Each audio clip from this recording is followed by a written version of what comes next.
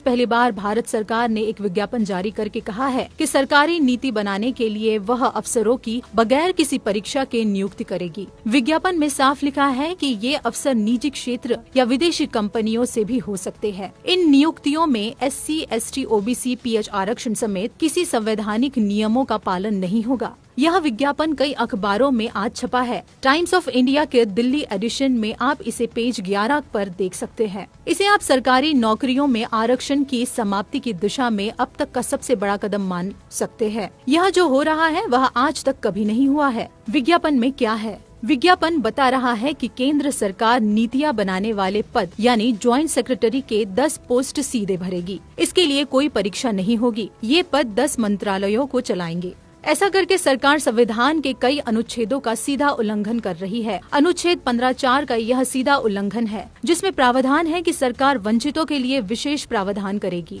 अनुच्छेद 16(4) में लिखा है कि सरकार के किसी भी स्तर पर अगर वंचित समुदायों के लोग पर्याप्त संख्या में नहीं है तो उन्हें आरक्षण दिया जाएगा। ज्वाइंट सेक्रेटरी लेवल पर चूंकि SC, ST, OBC के लोग पर्याप्त संख्या में नहीं है, इसलिए उनकी नियुक्ति में आरक्षण न देने का आज का विज्ञापन 16(4) का स्पष्ट उल्लंघन है। अनुच्छेद 15 और 16 मूल अधिकार है, यानी भारत सरकार नागरिकों के मूल अधिकारों के हनन की अपराधी है। इसके अलावा संविधान के अनुच्छेद 315 से 323 में यह बताया गया है कि केंद्र लोक सेवा आयोग यानी UPSC होगा, जो केंद्र और राज्य सरकार के अधिकारियों को नियुक्त करेगा। अनुच्छेद 320 पढ़िए, article 320, functions of public service commissions. It shall be the duty of the union and the state public service commissions to conduct examinations for appointments to the services of the union and the services of the state respectively. ऐसे में सरकार UPSC को bypass करके और बगैर किसी परीक्षा और आरक्षण के अफसरों को सीधे नीतिगत पदों पर नियुक्त कैसे कर सकती है?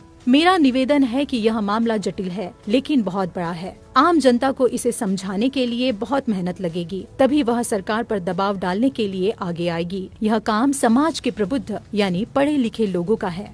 कृपया संविधान को बचाइए, आरक्षण अपने आप बच जाएगा। अगर आज सरकार ज्वाइंट सेक्रेटरी की नियुक्ति बिना परीक्षा और बिना आरक्षण के कर ले गई, तो आगे चलकर क्या हो सकता है, आप इसकी कल्पना कर सकते हैं। बीजेपी RSS आरक्षण खत्म करने की घोषणा कभी नहीं करेगी। वह ऐसा ही शातिर तरीके से आरक्षण को बेअसर कर देगी। फिर आपको भी लगेगा कि आरक्षण से कुछ होता तो है नहीं। इसके बाद की कहानी आप समझते ही हैं।